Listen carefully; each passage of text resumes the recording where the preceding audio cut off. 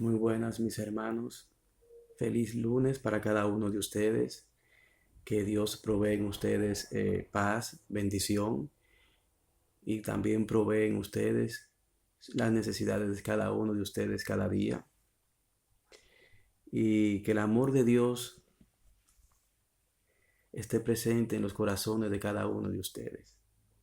Y que su presencia rodee todos los hogares de todos ustedes.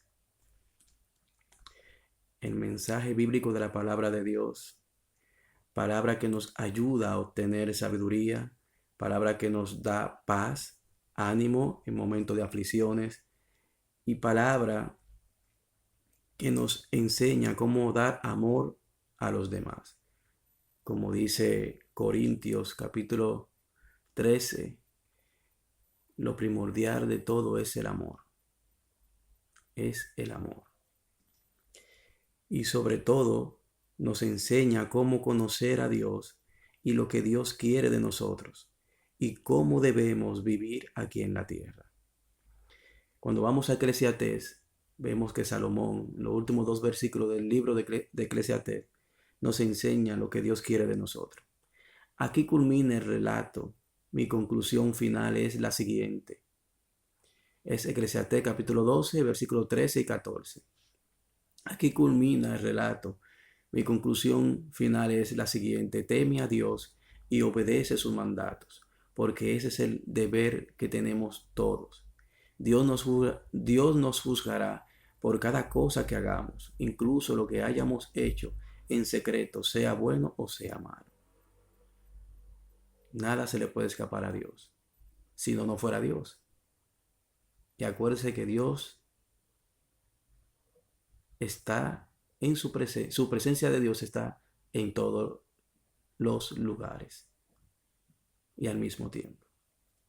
Otro versículo también de que Dios quiere que seamos personas que tengamos bendiciones, pero tenemos que actuar con corazón sincero. Dice, bienaventurados los de limpio de corazón, porque ellos verán a Dios.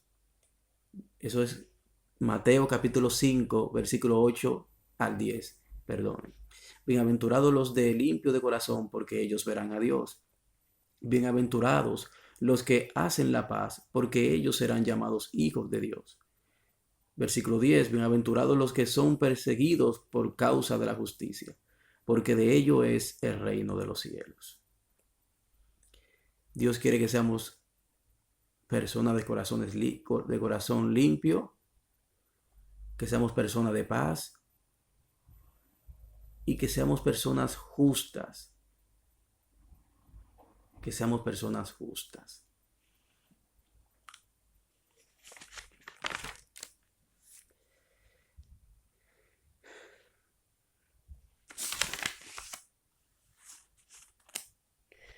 Hoy quiero hablar de un tema y es uno de los atributos de nuestro Dios, que muchas veces pensamos equivocadamente de que Dios no está presente en todas partes. Muchas veces cuando estamos en grupos o también en lo secreto, íntimamente con nosotros, hacemos cosas las cuales no agradan a Dios, lo cual no es correcto. Y a veces pensamos que Dios no está presente en ese momento. Y el título de hoy es Dios es omnipresente. El título de hoy es Dios es omnipresente. La palabra omnipresente significa aquello que está presente en todo lugar y al mismo tiempo. Aquello que está presente en el mismo lugar y en el mismo tiempo. Y este atributo solamente le pertenece a Dios y a nuestro Señor Jesucristo, que era Dios hombre en la tierra. Tenía ese atributo también. Tiene ese atributo.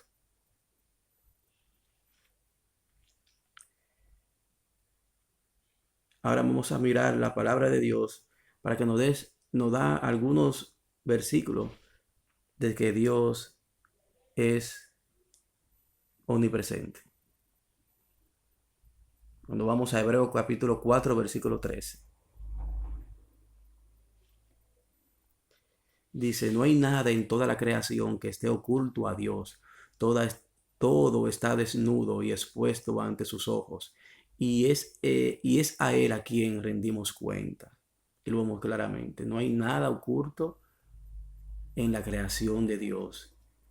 Ni en el cielo, ni en el universo, ni en las estrellas, ni en la luna, ni en el sol, ni en la tierra, ni debajo de los mares. Nada se puede ocultar al Señor, porque su presencia está en todas partes. Por eso Él es omnipresente, mis hermanos. Omnipresente.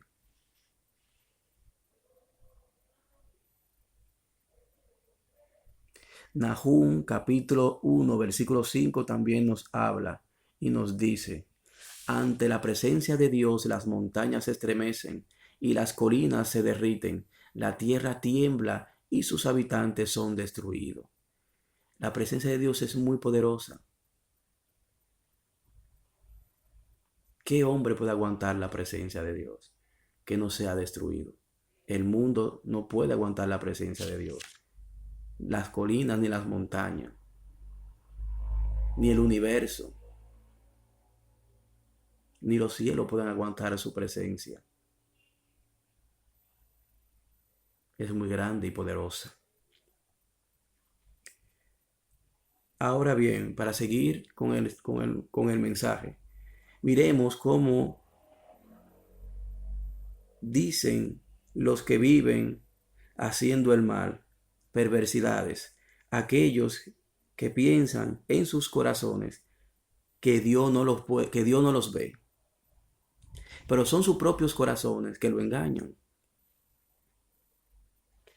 Vamos a Jeremías para verlo claramente, cómo Dios nos enseña que el corazón puede engañarnos y que solo Él conoce su forma de actuar.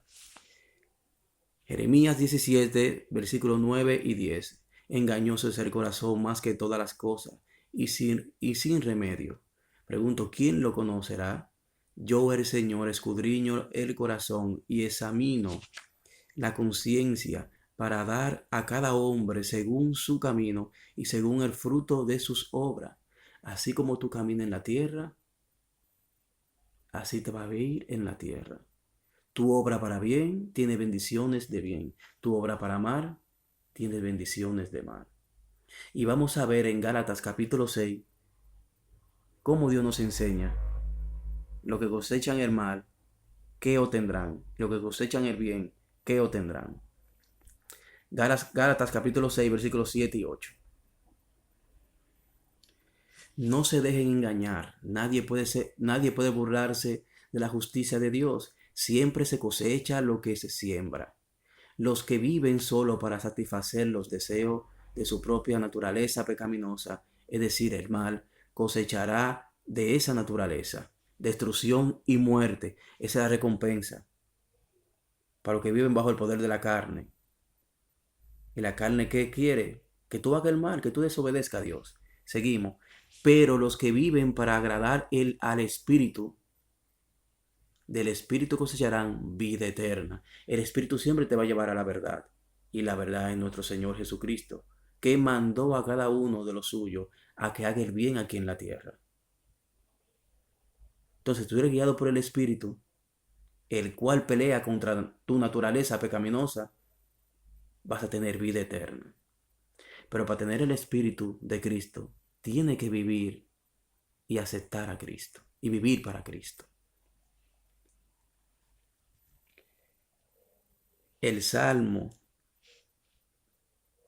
también dice el Salmo 10 y 11 de cómo proceden los malvados en su maldad y qué sale de su boca de ellos y cómo son engañados por sus corazones. Versículo 10, Salmo 10, versículo 11. Los malvados piensan, Dios no nos mira, ha cerrado los ojos, ni siquiera ve lo que hacemos. Pero ¿qué dice el capítulo 11 del mismo del Salmo? Versículo 4.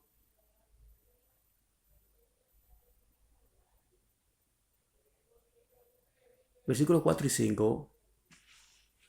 Pero el Señor está en su santo templo, el Señor aún gobierna desde el cielo, observa de cerca a cada uno y examina a cada persona sobre la tierra.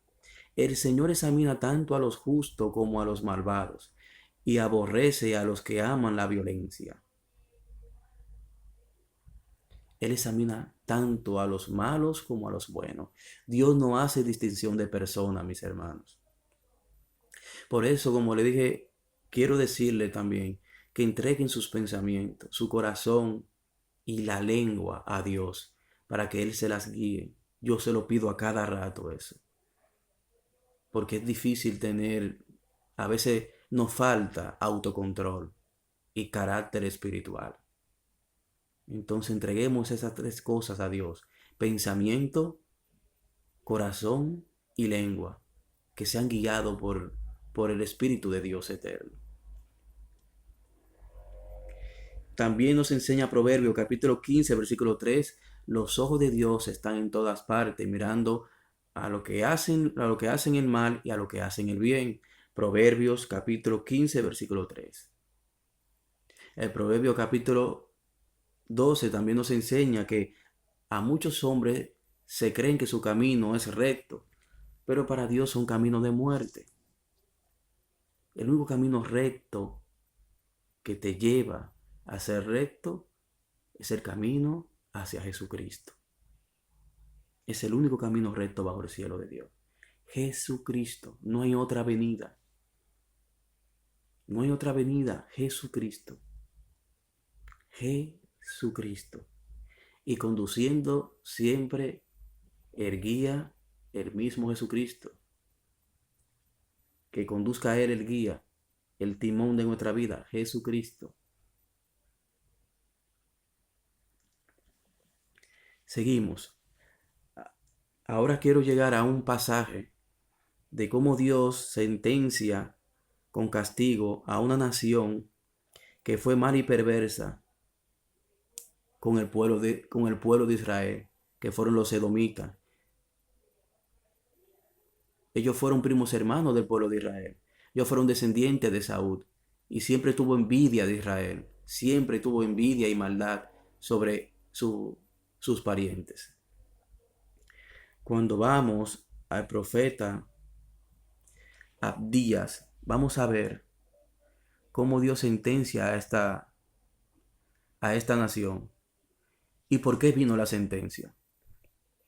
Vamos a leer capítulo 1, porque un solo capítulo, versículo del 2 al 4 y del 10 al 14. Versículo 2 del capítulo 1, de un solo capítulo que hay, del profeta Abdías, uno de los profetas menores de la Biblia. El Señor dice a Edom: te haré pequeña entre las naciones, será muy despreciada. Has sido engañada por tu propio orgullo, porque vives en una fortaleza de piedra y haces tu morada en lo alto de la montaña. Esta nación está ubicada en una montaña, creo que se llamaba Seir, y estaban ubicados allí. Y ellos decían, se sentían muy protegidas por su fortaleza y por la altura que había. Ellos pensaban que nadie podía llegar allí, pero la presencia de Dios llega a todas partes. Por eso dije que la presencia de Dios está en todas partes. Seguimos. Pregunto, ¿quién puede tocarnos? Decían ellos, aquí en las remotas alturas. Te preguntas con arrogancia. Versículo 4.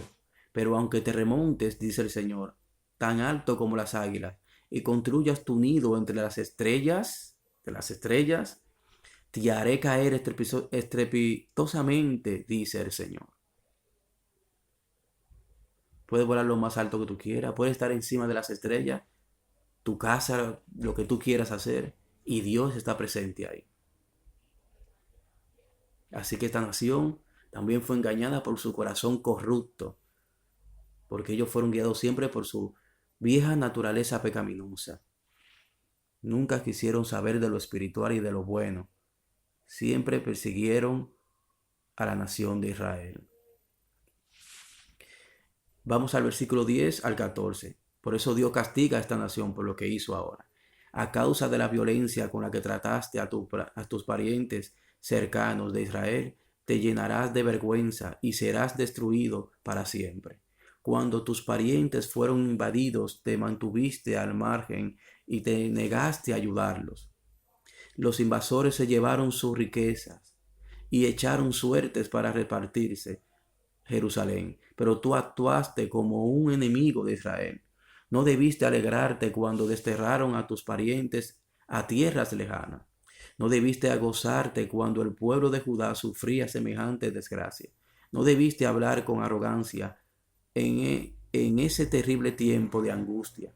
No debiste saquear la tierra de Israel mientras ellos sufrían semejante calamidad. No debiste regodearte de su destrucción mientras sufrían semejante calamidad. No debiste robar sus riquezas mientras sufrían semejante calamidad. No debiste pararte en las encrucijadas para matar a los que intentaban escapar. No debiste capturar y entregar a los sobrevivientes en su terrible tiempo de angustia. Aquí vemos por qué Dios desapareció totalmente a los descendientes de Saúl. Esa nación no existe. Eso está totalmente despoblado, desolado. Así que mis hermanos, no haga fiesta del mal que está pasando el otro, del sufrimiento del otro. No te goces porque una familia o un vecino está sufriendo. No haga, no te rías del mal ajeno, porque puede pasarte lo mismo que le pasó a esta nación. Acuérdate que a veces la vida es como un boomerang, se devuelve hacia atrás y puede golpearte fuertemente. También vemos que hay un profeta también, Jonás, que pensó que podía escapar de Dios. Cuando Dios lo envió a una misión, él se fue, cogió otro rumbo, pensando que podía escapar de Dios. Y esto lo podemos ver en Jonás, capítulo 1, versículo del 1 al 3. Pero ¿qué dice el Salmo? ¿Qué dice el Salmo 139? Nada puede escapar de Dios.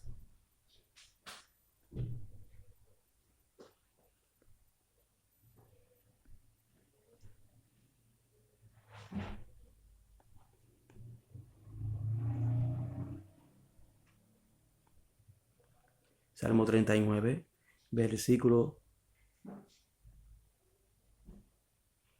del 7 al 10. Jamás podría escapar de tu espíritu, jamás podría huir de tu presencia. Si subo al cielo, allí estás tú. Si desciendo a la tumba, allí estás tú. Si cabalgo sobre las alas de la mañana, si habito junto a los océanos más lejanos, aún allí me guiará tu mano y me sostendrá tu fuerza. Aquí vemos qué hermosura de versículo, mis hermanos. Aquí vemos que Dios está en todos los lugares y Él tuvo que darle un escarmiento a Jonás, viviendo 3 días en el vientre de un pez, hasta que él recapacitó. Así que mis hermanos, recapacita también. Y acuérdate que Dios escucha todo, ve todo. Nada se le escapa a Él. Cuida tu corazón, tus pensamientos, cuida tus labios y camina con rectitud aquí en la tierra. Busca de Cristo el camino verdadero y la vida eterna. Amén.